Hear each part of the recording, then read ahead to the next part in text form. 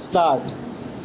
First of all, I would like to thank the members of this house, all those who have spoken, and all those who have even moved cut motions for the interest that they have evinced for the cause of health.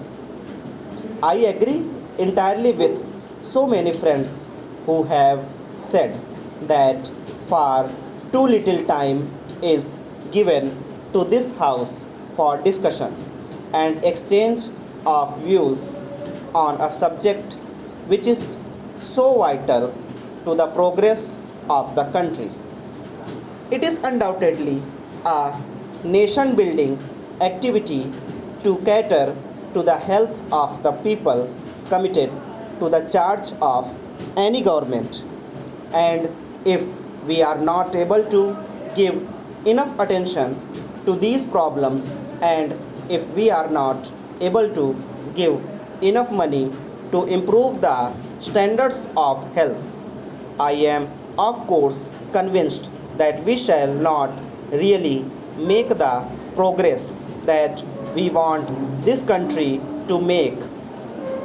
I am, however, heartened by the fact that the countryside is health conscious anywhere that I go.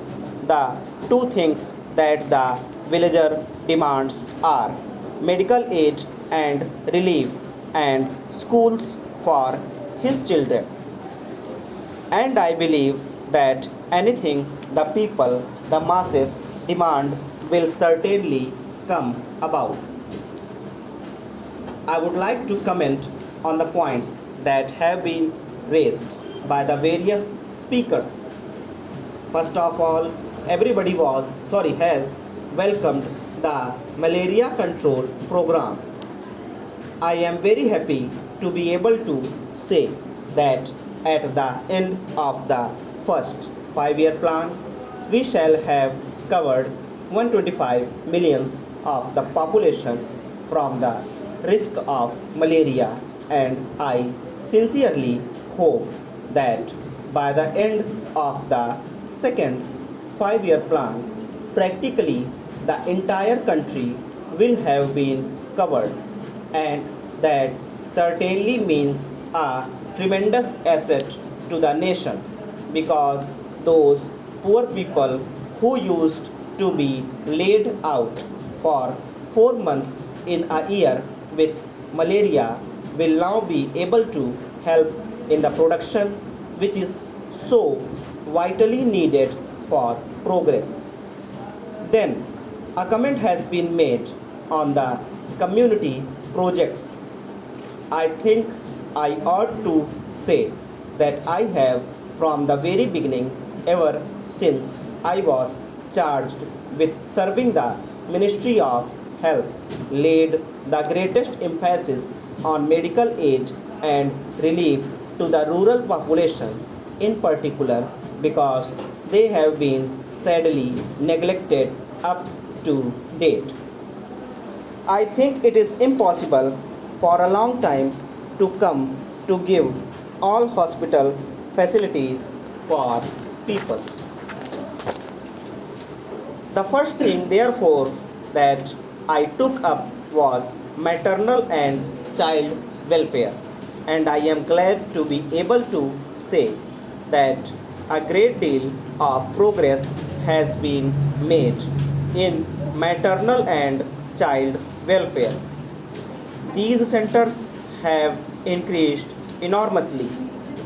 While I agree entirely with my friend that we have not, of course, got enough health centers in rural areas or enough personnel, I think the creation of the personnel, the creation of the health centers, the creation of the maternity and child welfare centers is going ahead with a fair amount of speed.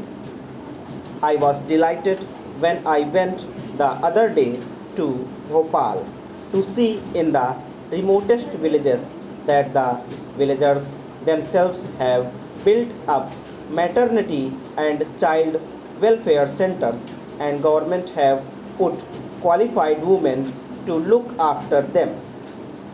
The care of the child is certainly our greatest responsibility, and the fact that the death rate per thousand of the estimated population has decreased during these last 7 years speaks, I think, in evidence of the in fact that infant and maternal care is now receiving the care that it merits.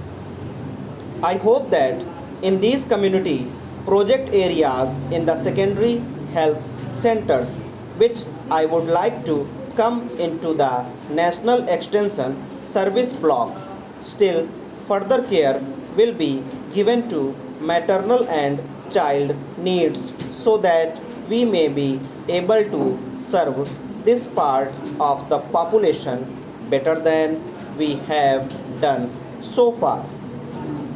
A sum of rupees 50 lakhs has been given in the center, especially for maternity and child welfare in the backward areas.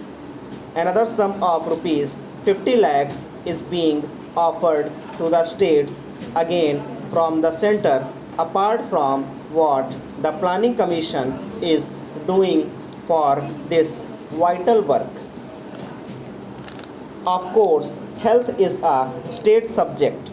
Many things that have been said by way of criticism leveled at me should really be leveled at the state governments. I have stated very clearly in the preamble to this report what the Central Ministry of Health is responsible for.